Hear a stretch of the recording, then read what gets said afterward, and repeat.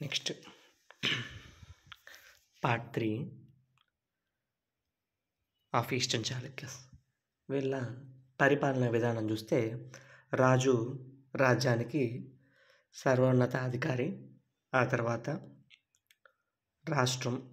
రాజ్యం కింద రాష్ట్రం, ఆ రాష్ట్రాన్ని కుమారమాత్యులు అనేవాళ్ళు పరిపాలించేవాళ్ళు. నెక్స్ట్ రాష్ట్రాలలో మళ్ళీ సపరేట్ ఇప్పుడున్న మండలాలలాగా విషయాలు. ఈ విషయాలు చూస్తే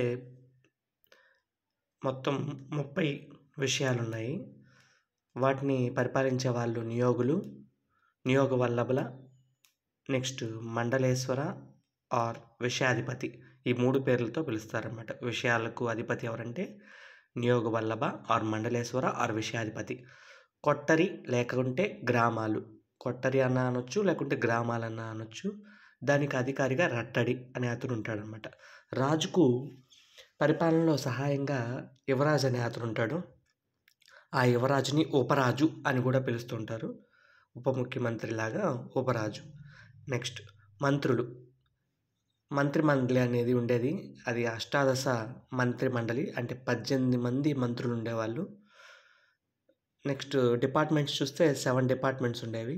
ఏ డిపార్ట్మెంట్ వాళ్ళు ఆ డిపార్ట్మెంట్ వర్క్స్ చేసుకుంటూ ఉండేవాళ్ళు విత్ సర్టన్ మినిస్ట్రీస్తో. నెక్స్ట్ తీర్థులలో ముఖ్యుడు, అంటే మంత్రుల్లో ముఖ్యుడు సమహర్త అనేవాడు మంత్రుల్లో ముఖ్యుడు, తీర్థులలో ముఖ్యుడు. నెక్స్ట్ విషయములు, రాజ్యం, రాష్ట్రాలు, విషయం.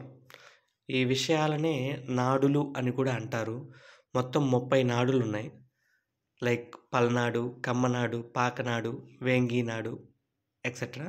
మిగతా మొత్తం 30 నాడులు ఉండేవి అని తెలుస్తుంది. గ్రామంలో రట్టడి అనే అతను అధికారం చెప్పుకున్నాం కదా. ఎలక్టెడ్ పర్సన్ని గ్రామేయకుడు ఆర్ ఊర్గవుండ ఆర్ గ్రామని అని పిలుస్తారు. సుంకాలు వసూలు చేసేది ఎవరంటే మన్నేయులు, అంటే పన్నేస్తారు కదా, కాబట్టి పన్నేయులు అని గుర్తుపెట్టుకోండి. నెక్స్ట్ ఏదైనా డిస్ప్యూట్స్ వచ్చాయి, ఆ డిస్ప్యూట్స్ని ఆ గ్రామంలో ఎవరు, అంటే ఇప్పుడు పంచాయతీలు ఉన్నాయి కదా, అలాగా పంచవర అనే ఒక గ్రామ సభ ఏర్పాటు చేసుకుని ఆ డిస్ప్యూట్స్ని అక్కడ రిజాల్వ్ చేసుకుంటారనమాట.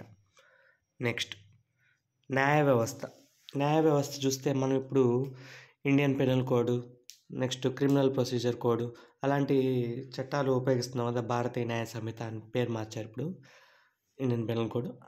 అలాంటి చట్టాలు ఏదైతే మనం వాడుతున్నామో అలా ఆ టైంలో ఫస్ట్ మనుధర్మ స్మృతి అనేది ఒకటి ఉండేది. నెక్స్ట్ యజ్ఞవాల్క స్మృతి అని ఒకటి ఉంది. ఈ రెండిట్లో యజ్ఞవాల్క స్మృతిని మన తూర్పు చాళుక్యులు ఉపయోగిస్తున్నారు. వీళ్ళు ఎలా ఈ నేర విచారణ చేయడానికి, నేరాలు అమలు చేయడం, నెక్స్ట్ వాళ్ళకి పనిష్మెంట్లు అమలు చేయడానికి కొన్ని శాసనాలు అనేవి ఉండేవన్నమాట. వాటిల్లో ఫస్ట్ది కొరివి శాసనం. ఎలాంటి నేరాలకు ఎలాంటి శిక్ష విధించాలో కొరివి శాసనంలో ఉండేదన్నమాట. నెక్స్ట్ ప్రభుదొర్రు శాసనం ఏం చెప్తుందంటే అవినీతి పరులైన అధికారులను శిక్షించడానికి ఈ ప్రభుదొర్రు శాసనంలో ఎలాంటివి ఉన్నాయి శిక్షలు అవినీతి చేసిన అధికారులని శిక్షించడానికి అనేది చూస్తుందన్నమాట. ఇక్కడ సాక్ష్యాలు ఉన్నాయంటే ఆ సాక్ష్యాలను బట్టి వాళ్ళకి ఏ శిక్ష వేయాలో ఆ శిక్ష వేసేస్తారు. ఒకవేళ సాక్ష్యం లేకుంటే దివ్యలు, మనం ఇక్ష్వాకుల్లో చదువుకున్నాం, తప్తమస్క దివ్య, ఫల దివ్య అలాంటివి పరీక్షలు నిర్ధారించేవాళ్ళనమాట. ఇతను దొంగ కాదు, లేకుంటే ఇతను నేరం చేశాడు, ఇతను నేరం చేయలేదని చెప్పేసి దివ్యల ద్వారా కనుక్కునేవాళ్ళు. నెక్స్ట్ రాజద్రోహం చేశారంటే వాళ్ళకి ఖచ్చితంగా మరణ శిక్ష అయితే అమలు చేసేవారు అన్నమాట. ఇవన్నీ చెప్పడానికి ధర్మాసనం ఉండేది. అంటే ఇప్పుడు బెంచ్ అంటాం కదా, సుప్రీంకోర్టు బెంచ్, హైకోర్టు బెంచ్ అని. అలా ధర్మాసనాలు ఉండేవి. అవి తీర్పులు ఇచ్చావన్నమాట. Judgement papers. ఆ జడ్జ్‌మెంట్ పేపర్స్‌ని జయపత్రాలు అంటారు. ఎవరైతే పిటిషన్ వేస్తారో వాళ్ళకి జయపత్రాలను ఇస్తారనమాట. ఈ జయపత్రాలు ఇచ్చే ముందర వాళ్ళ ఆహ్, రాజముద్ర వేసి ఇస్తుంటారు ఈ జయపత్రాలని. అలా రాజముద్రను వేసి ఇచ్చే అతన్ని ముద్రవర్తులు అని అంటారు. నెక్స్ట్ ప్రాడ్వి వాక్కులు. ప్రాడ్వి వాక్కులు అనేవాళ్ళు ఉండేవాళ్ళు. ఇప్పుడు ఒక పొలానికి ఇంకో పొలానికి మధ్య గట్లుంటాయి గదా! ఆ గట్లు ఏదన్నా డిస్ప్యూట్స్ వచ్చినా లేకుంటే ఆహ్, ఒక వాటరు ఒకరు ఎక్కువగా షేర్ చేసుకుంటారు. ఒకరికి తక్కువ ఇస్తా ఉంటారు పల్లెటూరులో. అలాంటివి జరిగినప్పుడు ఇలాంటి వారికి డిస్ప్యూట్స్ వస్తాయి ఖచ్చితంగా. ఆహ్, నువ్వు ఎక్కువ వాటర్ లాగేసుకుంటున్నావు అని చెప్పేసి అట్లా గొడవలొస్తుంటాయి గదా! అట్లాంటి గొడవలు తీర్చడానికి ప్రాడ్వి వాక్కులు అనేవాళ్ళు ఉండేవారు. నెక్స్ట్ గ్రామ తలారి. గ్రామ తలారి అనే అతను ఉండేవాడు. నెక్స్ట్ సేమ్ ఇక్ష్వాకుల్లో గూడా గ్రామ తలారి ఉన్నాడు. కానీ ఇక్కడ గ్రామ తలారి రక్షణ కల్పిస్తూ ఎలాంటి రక్షణ కల్పించేవాడంటే అచ్చు కావలి పద్ధతి ద్వారా రక్షణ కల్పించేవాడనమాట. ఏంటి అచ్చు కావలి పద్ధతంటే, ఇప్పుడు ఒక ఇంట్లో దొంగతనం జరిగింది. మీ ఇంట్లోనే దొంగతనం జరిగిందనుకోండి. ఆ దొంగతనం జరిగిన తర్వాత సమ్ అమౌంట్ లేకపోతే సమ్ జ్యువెల్లరీ ఏదో తీసుకొనెళ్ళిపోయారు దొంగలు. ఆ దొంగల్ని గ్రామ తలారి పట్టుకోవాలి. పట్టుకొని అవి తీసుకొచ్చి రిటర్న్ మనకి అందజేయాలి. అలా రిటర్న్ చేయలేకపోతే అతని డబ్బులతో ఎంతైతే మనకు నష్టం చేకూరిందో ఆ డబ్బులనిచ్చేయాలి. చాలా బాగుంది కదా ఈ పద్ధతి. నెక్స్ట్ సైనిక వ్యవస్థ. సైనిక వ్యవస్థ చూస్తే రథ, గజ, పదాతి, తురగ. సేమ్ 4 ఆర్మ్డ్ ఫోర్సెస్ ఉండేవి. వాళ్ళు శాలరీగా జీతపు రాళ్ళు అనేవి తూర్పు చాళుక్య రాజులు జీతపు రాళ్ళు ఇస్తున్నట్టుగా తెలుస్తుంది. నెక్స్ట్ యుద్ధానికి వెళ్ళే ముందురు బాకలు, శంఖాలు, తప్పెట్లు, కొమ్మబుర్రలు, డక్కలు, మద్దెలతో యుద్ధానికి బయలుదేరేవారనమాట తూర్పు చాళుక్య రాజులు. పీస్ ఏర్పడింది అంటే శాంతి ఏర్పడింది ఆ యుద్ధంలో. అప్పుడు ఒక కొమ్ము ఊదుతారనమాట. ఆ కొమ్మునే ధర్మధార అని పిలుస్తారు. ఇది పరిపాలనా విధానం గురించి చూస్తే నెక్స్ట్ ఆర్థిక పరిస్థితులు. ప్రధాన వృత్తి ఏంటబ్బా వీళ్ళ దాంట్లో అని చూస్తే వ్యవసాయం. వాళ్ళు ఉన్నది ఎక్కడ? ఈస్ట్ గోదావరి, వెస్ట్ గోదావరి రీజియన్‌లో కదా! అక్కడ ఎక్కువగా ఏం పండుతాయి? వరి, జొన్న, సజ్జ, నువ్వులు, రాగులు, కందుల, పెసర, కొబ్బరి చెట్లు ఎక్కువగా ఉంటాయి కదా! తమలపాకు, పప్పు ధాన్యాలు, మామిడి, చెరుకు, పత్తి ఇలాంటివన్నీ east Godavari, west Godavari very fertile region మనందరికీ తెలుసు. అక్కడ ఇవన్నీ పండుతా ఉంటాయి. నెక్స్టు ఇలా పండిన వాటికి ట్యాక్స్ ఏస్తారనమాట. ఎంత అది? భూమి శిస్తు 1/6 ట్యాక్స్ ఏస్తారు. దాన్ని కోరు అంటాం. మనం కూడా ఇప్పుడు కోరుకిచ్చామంటలా ఆ పదం అక్కడి నుంచే వచ్చింది అని అనుకోవచ్చు. కోరు 1/6 అంటే కోరు.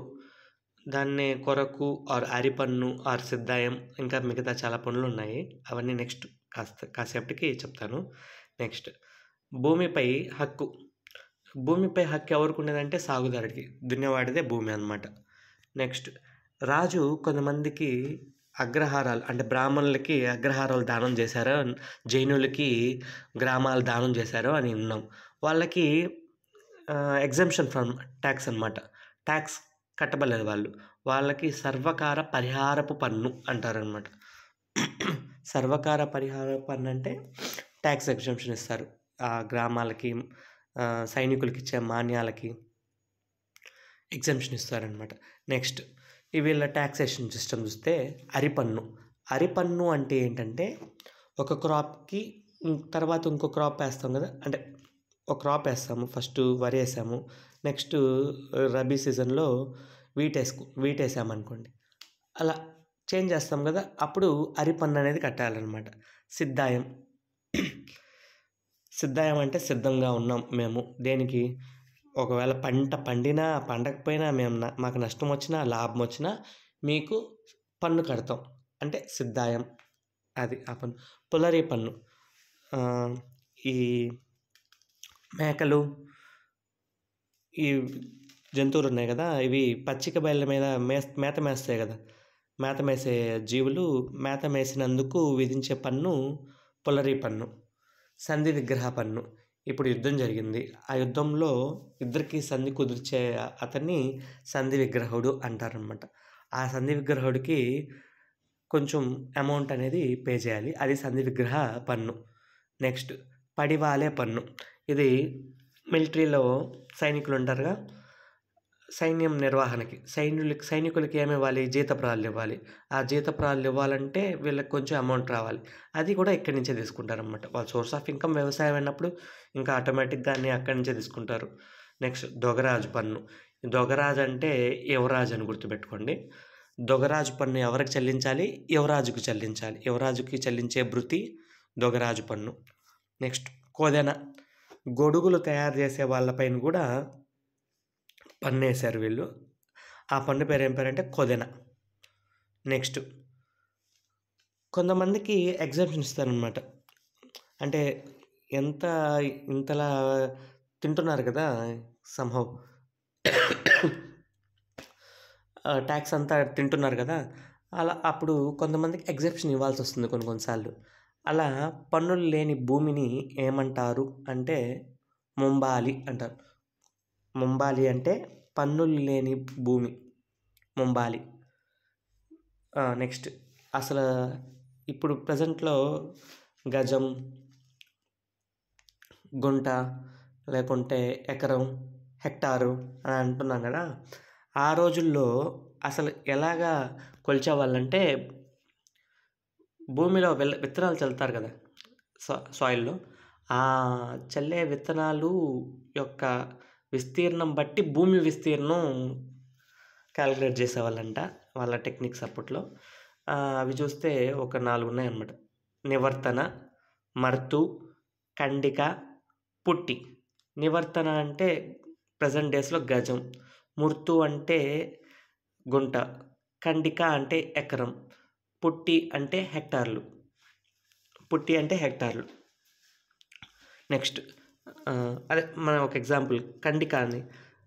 చల్లవాయికి అత్తిలిలో 2 కండలికల భూమిని మొదటి చాళుక్య భీముడు దానం చేశాడని ఇందాక సెకండ్ క్లాస్లో విన్నాం కదా. దాంట్లో 2 కండలికలు అంటే 2 ఎకరాల భూమిని గాంధర్వ విశారద అయిన చల్లవాయికి ఇచ్చాడు. అది అత్తిలి శాస్త్రంలో ఉందన్నమాట. చాళుక్య భీమ ఇచ్చాడు, మొదటి చాళుక్య భీమ. నెక్స్ట్ భూమి కొలతకు కొన్ని గడలు ఉపయోగించేవాళ్ళంట. అవి ఏంటో చూద్దాం. రాజమాన, ముమ్మడి భీమకోల, జానకోల, రాజరాజు కోల. విజయాదిత్య 1. మొదటి విజయాదిత్యుడు ఉన్నాడు కదా, అతను మల్లీశ్వర మహాదేవ పట్టణంలో ప్రజలకు పన్నులు విధించేవాడు అనమాట. అది ఎలా ఉన్నాయంటే ఊడ్పు నేల అంటారు. ఊడ్పు నేల అంటే ఏంటంటే ఒక పీస్ ఆఫ్ ల్యాండ్ తీసుకోండి, 1 ఎకరం ల్యాండ్ తీసుకోండి. ఆ ఎకరంలో ఒక 1/4 ఎకరంలో ఫస్ట్ విత్తనాలు చల్లి ఆ రైస్ మనకి గడ్డిలాగా వస్తుంది కదా పైకి, అవి తీసుకొని వెళ్ళి అంతా ఒక గ్రూప్గా చేస్తారనమాట. అక్కడ ఆ గ్రూప్గా చేసుకుని వెళ్ళి దాన్ని తీసుకుని వెళ్ళి ఒక దగ్గర ఇంకా నాట్లు వేపిస్తారు. పనులోళ్ళు వస్తారు కదా, పనుల చేత నాట్లు వేపిస్తారు. అలా ఊడ్పు అంటారు దాన్ని. అలా ఒక దగ్గర నుంచి తీసుకెళ్ళి నాట్లు వేయడం, దాన్ని ఊడ్పు అంటారు. దానికి కూడా ట్యాక్సేషన్ ఉందన్నమాట. వరికైతే 2 చిన్నాలు.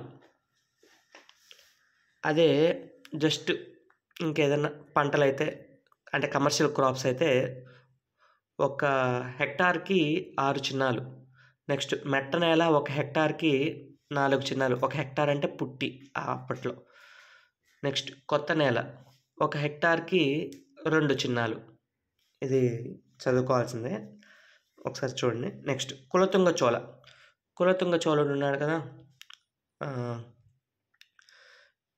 కులతుంగ చోళాపురం విశాఖపట్నం యొక్క నిర్మాత కులతుంగ చోళుడు. అతను తన యొక్క ద్రాక్షారామం శాసనంలో ఏ ధాన్యానికి ఏ వృత్తికి ఎంత పన్ను విధించాలో ఒక శాసనం ఇచ్చినాడంట అతను. ఆ శాసనం పేరు ద్రాక్షారామం శాసనం. వాటిల్లో కొన్ని చూస్తే అప్పుడు నాణేలు 3 రకాలుగా ఉండేవి. బంగారు, వెండి, రాగి నాణేలు. బంగారు నాణేలను మాడలు అనేవాళ్ళు. వెండి నాణేలను గద్యానాలు ఆర్ రుకలు అనేవాళ్ళు. రాగి నాణేలు చిన్నం నాణేలు అనేవాళ్ళు. ద్రవ్యమానాలు ద్రవ్యమానాలు చూస్తే మనం సోల, మాణిక, అడ్డె, కుంభం. ఇప్పటికీ కూడా సోల అనే పదం వింటూ ఉంటాం. బియ్యం ఎంత ఏమంటామంటే ఒక సోలడెయ్యి అని చెప్తూ ఉంటారు కదా పెద్దవాళ్ళు. అలా. నెక్స్ట్ కొలమానాలు. కొలమానాలు కూడా మనకు తెలిసినవే. తులం తెలుసు. సేరు, వీసె, మునుగు, పుట్టి తెలుసు. నెక్స్ట్ వాణిజ్యం చూస్తే ముఖ్యంగా నకరాలు అనేవి ఉండేవన్నమాట. ఈ నకరాలు అంటే ఏంటంటే ఇవి ఒక వర్తక శ్రేణులు లేకపోతే వ్యాపార సంఘాలు అని అనుకోవచ్చు. ఈ నకరాలు చూస్తే కొన్ని ఎగ్జాంపుల్స్ ఇచ్చున్నారు మన బుక్లో. అయ్యవోలు వర్తక సంఘం. అయ్యవోలు వర్తక సంఘం ఎక్కడుంది? కర్ణాటక రీజియన్లో ఉంది ఐహోల్. మనము పులకేసి కూడా ఐహోల్ ఇన్స్క్రిప్షన్ వేశాడు కదా, ఐహోల్ శాసనం అప్పట్లో. అలాగనమాట. అయ్యవోలు వర్తక సంఘం అనేది ఒకటి ఉండేది. నెక్స్ట్ బలిజ సంఘం అని ఒకటి ఉండేది. పెనుగొండ నగరం. అసలు ఈ నగరాలు అంటే ఈ వ్యాపార కేంద్రాలన్నింటిలో ద టాపెస్ట్ ప్లేస్ ఏమన్నా ఉందంటే అది పెనుగొండకి ఇచ్చేయచ్చు. ఆ పెనుగొండలో 18 వ్యాపార కేంద్రాలు ఉండేవి పెనుగొండలో. అంటే ఇంకా అర్థం చేసుకోండి, ఆ టైంలోనే పెనుగొండలో 18 వ్యాపార కేంద్రాలు అంటే చాలా గొప్ప అనమాట. నెక్స్ట్ తేలిక సంఘం. సెకండ్ ర్యాంక్ ఇవ్వచ్చు తేలిక సంఘానికి. దీని కేంద్రం వచ్చి విజయవాడ. సరుకు రవాణా సమయంలో సరుకును దొంగలు ఎత్తుకుని వెళ్ళిపోయేవాళ్ళు అనమాట.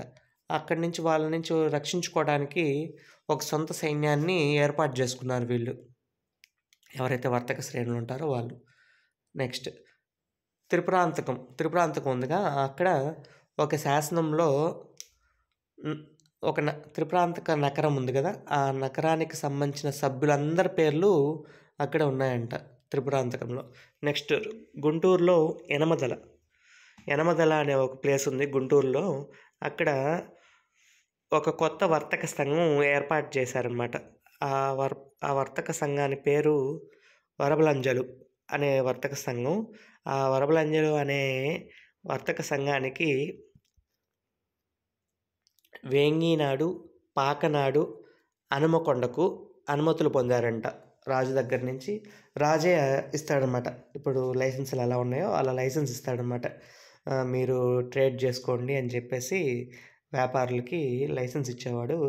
అప్పుడు గుంటూరులోని యనమదలలో వరబలంజలు అనే ఒక వర్తక సంఘానికి వేంగినాడు, పాకనాడు అండ్ తెలంగాణలో ఉన్న హనుమకొండకు రైట్స్ ఇచ్చాడనమాట ట్రేడ్ చేసుకోమని. పన్ను వసూలు చేసే అతన్ని సుంక పెగ్గడ అంటారు. ఈ పన్ను వసూలు ఎలా చేస్తాడంటే ఇతను అమ్మినా పన్నే, కొన్నా పన్నే, 2 పన్నులు విధించేవాడనమాట, సుంక పెగ్గడ. నెక్స్ట్ కొలగాండ్రు అనే వాళ్ళు ఉండేవాళ్ళు. వాళ్ళు కొలతలు తూకలు వేశారు. ఇప్పుడు వస్తువులు తీసుకొస్తారు కొనడానికి లేకపోతే అమ్మడానికి. అప్పుడు దాన్ని తూకం వేసుకుంటారు కదా, ఆ తూకం వేసే వ్యక్తి కొలగాండ్రు. నెక్స్ట్ తీర్పర్లు ఏంటంటే ఆ వస్తువు యొక్క క్వాలిటీ, నాణ్యతను గురించి టెస్ట్ చేసి చెప్తారనమాట. తీర్పిస్తారు. శిస్తు వసూలు గుత్తాధికారంగా ఉండేదన్నమాట. అది ఎలా అంటే రాజు ఒక యాక్షన్ పెడతాడు. ఆ యాక్షన్లో ఎవరైతే గుత్తాధికారం పొందుతారో వాళ్ళు శిస్తు వసూలు చేసుకుంటారు.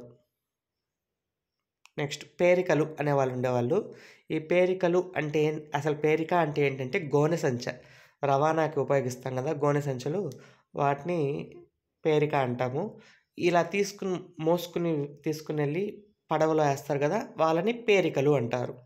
నెక్స్ట్ విదేశీ వ్యాపారం చూద్దాం. విదేశీ వ్యాపారం చూస్తే మొదటి శక్తివర్మ అండ్ రాజరాజ నరేంద్ర.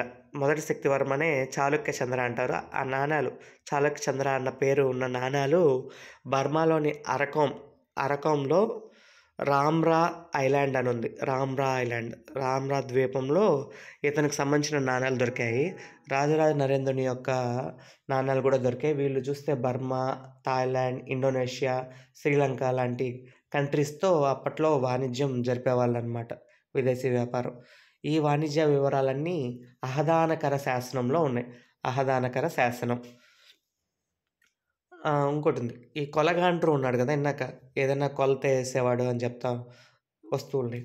ఆ కొలగాండ్రుకి శాలరీ రావాలి గదా! ఆ శాలరీ ఎలా వచ్చేదంటే, ఇప్పుడు ధాన్యం, దినుసులు అన్నీ ఉన్నాయి గదా! వాటిని కొలిచేటప్పుడు కొలిచిన దాంట్లో 1/16 స్ ట్యాక్స్‌గా తీసుకునేవాళ్ళనమాట. ఆ ట్యాక్స్‌గా తీసుకున్న దాన్నే ఈ కొలగాండ్రుకి, సొంక పెగ్గడాకి అండ్ తీర్పర్లకి ఇచ్చేవాళ్ళు. సాంఘిక వ్యవస్థ ఎలా ఉంది? పితృస్వామిక వ్యవస్థ. అంటే ఫాదర్ మీద డిపెండ్ అయ్యి ఉండేవాళ్ళు. నెక్స్ట్ చతుర్వర్ణ వ్యవస్థ ఉంది. బ్రాహ్మణులు ముఖ్యంగా 3 రకాలు. స్తోత్రియ బ్రాహ్మణులు. అంటే స్తోత్రియ పేరులోనే ఉంది. మంత్రాలు ఉచ్చరించేవాళ్ళు, యజ్ఞయాగాదులు లాంటివి జరిపించేవాళ్ళు. వైదిక బ్రాహ్మణులు ఎవరంటే దేవాలయాల నిర్వహణ చూసుకునేవాళ్ళు. నియోగులు వీళ్ళు రాజుల దగ్గర ఉండేవాళ్ళు. నెక్స్ట్ క్షత్రియులు చూస్తే 2 రకాలు. సూర్యవంశం, చంద్రవంశం. మన తూర్పు చాళుక్యుల రాజులు చంద్రవంశపు రాజులు. వైశ్యులు నకరాలు అనే వ్యాపార సంఘాల ద్వారా వ్యాపారాలు చేసుకుంటూ వాళ్ళ జీవనాన్ని సాగించేవారు. నెక్స్ట్ శూద్రులు. ఇంకా ఈ 3 కాకుండా మిగతా ఉన్న వాళ్ళంతా శూద్రుల కింద ఉన్నారు. వాళ్ళేం చేసేవాళ్ళు, సైనికులుగా జాయిన్ అయ్యేవాళ్ళు, చేతి వృత్తులు చేసుకునేవాళ్ళు, కొంతమంది ఫార్మర్స్‌గా ఉండేవాళ్ళు. అలా వాళ్ళ జీవనాన్ని వాళ్ళు సాగించేవాళ్ళనమాట. మత పరిస్థితులు చూస్తే బౌద్ధం అప్పటికే క్షీణ దశలో ఉంది అని హ్యూన్సాంగ్ తన సియూకి బుక్‌లో రచించాడనమాట. హ్యూన్సాంగ్ చైనీస్ ట్రావెలర్ ఉన్నాడు కదా! 638 ఆ టైంలో కుబ్జా విష్ణువర్ధన్ టైంలో హ్యూన్సాంగ్ మన ఆంధ్రాకైతే వస్తాడు. అక్కడ బౌద్ధం క్షీణదశలో ఉందని చెప్పేసి కనుక్కుంటాడనమాట. చాలా వరకు బౌద్ధ రామాలు శైవ క్షేత్రాలయిపోయాయి. ఫర్ ఎగ్జాంపుల్ ధాన్య కటకం అనేది ఒకటుంది. ఆ ధాన్య కటకం అమరేశ్వర ఆలయం అంటే పంచరామాల్లో ఒకటైన అమరేశ్వర ఆలయం అయిపోయింది. ధాన్య కటకం కూడా. కొన్ని బౌద్ధ రామాలు వేశ్యగృహాలు అయ్యాయి అని సియూకులో మన హ్యూన్సాంగ్ తెలిపి ఉన్నారు. జైన మతం చూస్తే కుబ్జా విష్ణువుడి యొక్క భార్య ఎవరు? అయ్యన్న మహాదేవి. ఈమె పరమ జైన భక్తురాలు. ఈమె కవరూరగణ అనే జైనులకు మూషినికొండ గ్రామాన్ని దానం చేసినట్టు తెలుస్తుంది. నెక్స్ట్ రెండవ అమ్మరాజు భార్య ఎవరు? చామకాంబ. ఈ చామకాంబ కులుచంబూరు అనే గ్రామాన్ని దానం చేశారనమాట రెండవ అమ్మరాజు. ఎవరి కోసం? చామకాంబ కోసం. చామకాంబ జైన భక్తురాలు. ఆమె ఏలూరులో సర్వలోకాశ్రయ అని ఒక జైన దేవాలయం కడుతుందనమాట. సర్వలోకాశ్రయ. రెండవ అమ్మరాజు బిరుదు కూడా సర్వలోకాశ్రయ. ఇక్కడ ఏంటంటే ఆ జైన దేవాలయం నిర్వహణ చూసుకోవాలి కదా! ఆ నిర్వహణ బాధ్యత కోసం ఒక గ్రామాన్ని, కులుచుంబూరు అనే గ్రామాన్ని అర్హనంది అనే జైన మతాచార్యుడికి దానం చేస్తాడనమాట రెండవ అమ్మరాజు.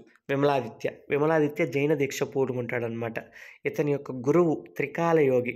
ఈ త్రికాలయోగి ఏం చెప్తాడంటే ఒక గుహలు కట్టించు జైనుల కోసం అని చెప్తాడనమాట. అదే మామూలుగా బౌద్ధంలో అయితే విహారాలు, చైత్యాలు అంటాం కదా! వీళ్ళకి బసదులు ఉండేవి. ఆ బసది గుహ తొలిపిస్తాడు. ఎక్కడ? రామతీర్థంలో రామకొండ గుహ. ఎవరు? విమలాదిత్యుడు ఎవరు? దానర్నవుడి కొడుకు. నెక్స్ట్ గుణగ విజయాదిత్యుడు ఉన్నాడు కదా! 3వ విజయాదిత్యుడు గుణగ విజయాదిత్యుడు. అతనికి ఒక సేనాని ఉంటాడు. 4 సేనానీలు ఉంటారు. బ్రాహ్మణ సేనానీలు. వాళ్ళలో ముఖ్యుడు పాండురంగడు. ఆ పాండురంగడు యొక్క బంధువు దుగ్గరాజు అని ఒక ఆయన ఉంటాడు. ఆ దుగ్గరాజు ప్రకాశం జిల్లాలో ధర్మవరం అనే దగ్గర కటికాభరణ జీనాలయాన్ని నిర్మిస్తాడనమాట. పృథ్వీ తిలక వసతి. యాక్చువల్లీ మన సౌత్ ఇండియా చూసుకుంటే ఎక్కువగా దిగంబర జైన్స్ ఉంటారు. జైన్స్‌లో 2 సెక్ట్స్ ఉంటాయన్నమాట. ఒకటి దిగంబర, శ్వేతాంబర. ఈ దిగంబరకి సంబంధించిన వాళ్ళు మన దగ్గరుంటారు. కానీ పృథ్వీ తిలక వసతి అనేది ఒక శ్వేతాంబర జైన వసతి అనమాట. అక్కడ వాళ్ళు నివసిస్తారనమాట జైనులు. ఇది గుంటూరు జిల్లాలోని మునుగోడులో ఉంది. ఈ మునుగోడులో ఉన్న పృథ్వీ తిలక వసతికి కులతుంగ చోళుడు ఉన్నాడు కదా! అతనికి సామంతుడైన గొంకరాజు అనే అతను కొంత భూదానం చేస్తాడనమాట నిర్వహణ కోసం. మనం ఏదైనా బుక్స్ మీద స్టార్ట్ చేసేటప్పుడు శ్రీరామ్ అని, లేకుంటే ఓం సాయిరామ్ అట్లాంటివి రాస్తాం కదా! సేమ్ వీళ్ళు జైనులు ఓం నమః సిద్ధం నమః, ఓం నమః సిద్ధం నమః అనే వాక్యతో ఏదైనా ప్రారంభిస్తారన్నమాట. అదే ముస్లిమ్స్ బిస్మిల్లా అంటారు. క్రిస్టియన్స్ కూడా సంథింగ్ బైబిల్‌లో రెఫరెన్స్ ఉంది. అలా వాటితో ప్రారంభిస్తారు కదా! ఏదన్నా విద్యని. వీళ్ళు ఓం నమః సిద్ధాయ నమః అని ప్రారంభిస్తారు. పంపకవి ఉన్నాడు. అతను 4వ విష్ణువర్ధనుడి యొక్క సమకాలీకుడు పంపకవి. అతను జైన మతస్థుడుగా తెలుస్తుంది. నెక్స్ట్ హిందూ మతం. హిందూ మతం చూస్తే వాళ్ళ ప్రశస్తిలో తూర్పు చాళుక్యుల ప్రశస్తిలో ఏమని రాస్తున్నారంటే, అనేక అశ్వమేధ వభృద స్నాన పవిత్రకృత పుష్పం అని ఉంది. అంటే దాని అర్థం వీళ్ళు వైదికులు ఎన్నో యాగాలు లాంటివి నిర్వహించారని మనకి తెలుస్తుంది. బిరుదులు చూస్తే వాళ్ళ బిరుదులు చూడండి. పరమ మహేశ్వర, పరమ బ్రాహ్మణ్య, పరమ భాగవత, విష్ణువర్ధన. మన రాజరాజ నరేంద్రుడికి రాజ పరమేశ్వరుడు. ఇలా వైదిక మతాన్ని గురించి, హిందూ మతం గురించి వాళ్ళ బిరుదులు కూడా అలా ఉన్నాయన్నమాట. నెక్స్ట్ యాగాలు ఎవరెవరు చేశారు? హిరణ్యగర్భ బహుసువర్ణ వ్రతాలు చేస్తున్నారనమాట. గర్భ యాగం, నెక్స్ట్ బహుసువర్ణ వ్రతం లాంటివి చేశారనమాట. దేనికి? పునర్జన్మ కొరకు. ఘటికలు అని ఉండేవి. ఘటికలు అంటే ఏంటంటే సంస్కృత విద్యా కేంద్రాలు అనమాట. వీటిల్లో ఒకటి గుంటూరు జిల్లాలోని అసనాపురం అనే ఊరిలో అసనాపురం ఘటిక ఒకటి స్టార్ట్ చేస్తారనమాట. ఎవరు? మొదటి జయసింహ వల్లభుడు స్టార్ట్ చేస్తాడు. ఇక్కడ ఏం నేర్పిస్తారంటే ఆగమాలు, ధర్మాలు, న్యాయ, యోగ, దేవాంగాలు తదితర శాస్త్రాలు ఇక్కడ నేర్పుతారనమాట. నెక్స్ట్ మొదటి చాళుక్య భీముడు ఉన్నాడు కదా! అతను 30 ఏళ్ళు పరిపాలించాడు. ఆ 30 ఏళ్లలో 360 యుద్ధాలు చేశాడు. వాటికి పరిహారంగా 360 దేవాలయాలు నిర్మించాడు అని మల్లప్ప దేవ అనే అతను పిఠాపురం శాసనంలో రచించాడనమాట. ఈ టైంలో జాతరలు కూడా జరిపేవాళ్ళు, ఊరేగింపులు కూడా ఉండేవి. యుద్ధమల్లుడు అనే ఆయన ఉన్నాడు. ఆయన బెజవాడ శాసనం వేశాడు. బెజవాడ ప్రసిద్ధిగాంచడానికి కారణం 2వ యుద్ధమల్లుడు అనమాట. ఈ యుద్ధమల్లుడు బెజవాడలో ఒక శాసనం వేస్తాడు. దాంట్లో మధ్యక్కర పదం ఉంటుందన్నమాట. మధ్యక్కర పదం అనేది తెలుగులో ఒక ఛందస్సు లాంటిది అనుకోండి. అక్కడ కుమారస్వామిని పూజించేవాళ్ళు అనమాట. మొదటి చాళుక్య భీముడు బెజవాడలో కుమారస్వామి దేవాలయం కట్టించామని విన్నాం కదా! నెక్స్ట్ 2వ యుద్ధమల్లుడు చేబ్రోలులో కుమారస్వామి దేవాలయం కట్టించాడు అనమాట. ఫ్రమ్ చేబ్రోలు నుంచి బెజవాడకి వెళ్ళి కుమారస్వామిని ఊరేగింపుగా తీసుకెళ్ళి మళ్ళీ చేబ్రోలుకి తిరిగి వచ్చేవాళ్ళు అనమాట. అప్పట్లో ఈ ఊరేగింపుని ఒక పనిగా పెట్టుకొని వెళ్ళి పూజలు అవన్నీ నిర్వహించుకునేవాళ్ళు. నెక్స్ట్ వైష్ణవం చూస్తే కుబ్జ విష్ణువర్ధనుడు పిఠాపురంలో కుంతిమాధవ దేవాలయాన్ని అయితే నిర్మిస్తాడు. నెక్స్ట్ రెండవ విజయాదిత్యుడిని అర్జునుడు అని అంటారనమాట. అన్ని యుద్ధాలు చేశాడు. అందుకనే 108 నరేంద్ర మృగేశ్వర ఆలయాలు కట్టించాడు అని తెలుసుకున్నాం గదా! పాప పరిహారంగా. అతనే రెండవ విజయాదిత్యుడు. అతను అర్జునుడు లాంటి వాడనమాట యుద్ధంలో. అతను గూడా విష్ణు భక్తుడు అని అంటున్నారు. నెక్స్ట్ దానర్ణుడు అనే అతను గూడా వైష్ణవ మతాన్ని ఆచరించాడు. వీళ్ళ టైంలో దేవాలయాలు చూస్తే అహోబిలంలో నరసింహస్వామి, శ్రీకాకుళంలో ఆంధ్ర మహావిష్ణువు, నర్సవరంలో భవనారాయణ స్వామి, పిఠాపురంలో కుంతి మాధవ దేవాలయం. ఇలా 4 దేవాలయాలు ఉన్నాయి. ఇంకా చాలా దేవాలయాలు ఉన్నాయి విష్ణు దేవాలయాలు. వీటిలో ప్రసిద్ధిగాంచిన దేవాలయాలంటే ఇవని చెప్పొచ్చు. నెక్స్ట్ శైవం. శైవం జూస్తే ఆంధ్రాని త్రిలింగ దేశం అనేవాళ్ళు. ఎందుకంటే శ్రీశైలంని పాయింట్‌గా పెట్టుకుంటే అటు పైన ద్రాక్షారామం శివుని టెంపుల్, నెక్స్ట్ కాళేశ్వరం తెలంగాణలో ఉన్న కాళేశ్వరం. ఇదంతా ఒక త్రిలింగంలాగా, ఒక ట్రయాంగిల్‌లాగా ఉండేది కాబట్టి ఆ త్రిలింగ దేశం అని అనేవాళ్ళనమాట. కాళేశ్వరం కరీంనగర్‌లో ఉంది, ద్రాక్షారామం ఈస్ట్ గోదావరిలో ఉంది, శ్రీశైలం మన కర్నూలులో ఉంది. నెక్స్ట్ పంచారామాలు. పంచారామాలు ఎవరు కట్టించాడు? మొదటి చాళుక్య భీముగా కట్టించారు. వీటి గురించి కొన్ని సాహిత్య ఆధారాలు ఉన్నాయంట. అవేంటో చూద్దాం. శ్రీనాథుడు ఉన్నాడు కదా! ఆ శ్రీనాథుడి యొక్క భీమేశ్వర పురాణంలో పంచరామాల గురించి ఉంది. స్కంద పురాణంలో కూడా పంచరామాల గురించి ఉంది.